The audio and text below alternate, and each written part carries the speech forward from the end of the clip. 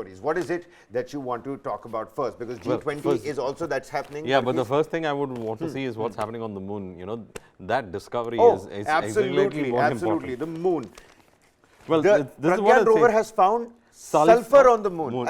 It is confirmed. It is confirmed. It is confirmed. Sulfur on the moon. And what it also hints at O2 presence. So what I'm reading from the Tribune, it says that the first data sent by the payload aboard the Pragyan rover confirmed the presence of sulfur on the lunar surface during the South Pole analysis. Now, preliminary analysis graphically represented has also revealed the presence of aluminium, calcium, iron, chromium, and titanium on the lunar surface. Wow. Further measurements have revealed the presence of manganese, silicon, and oxygen. The investigation regarding the presence of hydrogen is underway. The race is to find out whether hydrogen is there, and of course, if water is present in large quantities as well, because at the end of the day, you split hydrogen and oxygen, you have the rocket fuel, and that could be the reason why people have been looking at the moon as a staging station from where you can go for interplanetary exploration. So, big find, and still the effort being carried out over there. The ISRO says that it is an effort to ensure that they can actually look for hydrogen, because hydrogen becomes the vital element in this. The rest of the take a look at that. That's the bar graph right there that ISRO has tweeted out very recently. Talks about how sulfur has been confirmed by the rover. So essentially, Varghese, we've understood a little bit about the temperature difference and the variation as to what's happening 2 centimeters above the ground and what's happening exactly 1 centimeter below the ground. There's so much and the difference 60 degrees to minus 10 degrees. That's almost like what, 70 degrees variation? Yeah, it is a huge variation that we are looking at. And now sulfur. And now sulfur. But it also says that we have enough of... And ISRO did put out, this particular picture as well, as to when you click on the picture, the white background turns into this dark opaque structure, and you can exactly see the red markings as to what element is essentially where. So we've found sulfur, we've confirmed sulfur. Aluminum, chromium. We found sulfur back in Chandrayaan 1. Now this time around we've studied the temperature variation on the south pole of the lunar surface. We've also, very nicely maneuvered and navigated a really deep crater as well. And these maneuvers do take time with the Pragyan rover, let me tell you, Varghese. I'm just reading from the Hindu as well. The collected plasma light is spectrally resolved and detected by charge-coupled devices, since each element emits a characteristic set of wavelengths of light.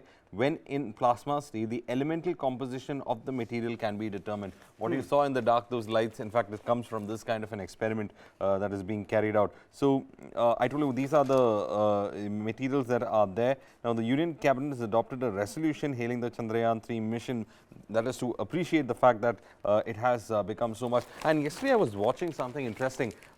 Many of them have no idea every time you look at these visuals, Varghese, I mean, the kind of experimentation that we're carrying out, we crossed that, small little 100 millimeter crater as well, navigated through it perfectly. A bigger crater that came up, we went around it, we did not go inside it.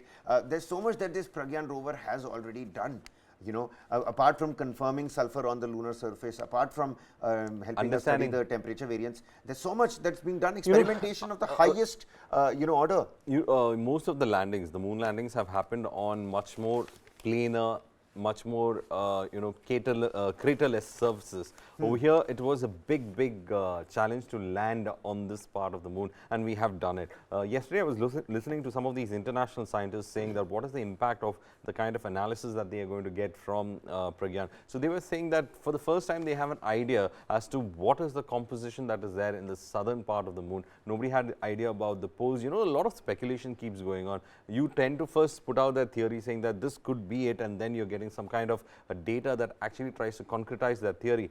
Most of them were actually speaking about it is high time that there is an international crew on the moon, and observatories that are set up, and probably look for colonies on the moon as well in the later stage. But as of now, just like we have in Antarctica, where everybody is agreed and having their research posts, we should have research posts on the moon, internationally acclaimed, and should be for everyone to do their experiments and for scientific reasons as well. But right now, when they look at the kind of elements that we are discovering over there, it looks like the moon is rich, very rich with a lot of these Very elements. rich, but And is I hope very dangerous as well. it's dangerous also, but I just hope that, we were discussing with one of the scientists about whether the possibility of mining is going to be there in the future on the moon. absolutely. And he was saying that, boss, don't reduce the mass of the moon. You don't know whether it's going to, Move let away. it It's move away or already- it's the going to crash entire into you. moon's body is already moving away 1 inch per year. At that rate, if you take out something from the mass of the lunar body, or you put on the mass of the lunar body, you don't know what's going to happen. What is the effect? How, So he was interestingly enough speaking on those lines. But when I see the kind of elements that we are looking at, like aluminum, chromium, titanium of course used for industrial, industrial purposes. Surface. And it is going to be a little difficult trying to figure out whether in the future, that is in the far future, whether we are actually going to discover the possibility of mining operations there. And another thing, we are, Varghese, we are, and I'll tell you why. Because militarization of our lunar missions is going to happen very soon.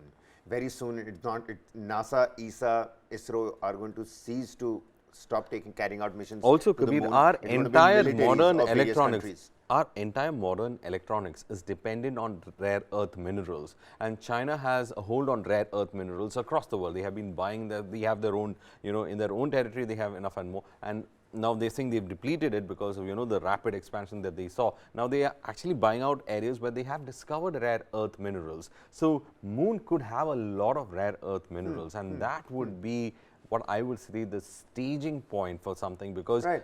fundamentally we are going to go an electronics driven world, and therefore you require these rare earth minerals. So as you pointed out, militarization is a high possibility, because the moon mission that China plans is actually a military civilian project that they are putting, or the space Absolutely. agency project And- that they're and, putting out. You know what?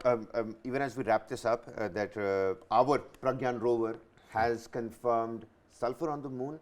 It studied the variation in temperature on the lunar surface. It's carried out pretty much everything it was supposed to, and it's doing much more with quite top-notch, hefty grade scientific experiments and payloads that it was fitted with. It is doing the job it was intended to.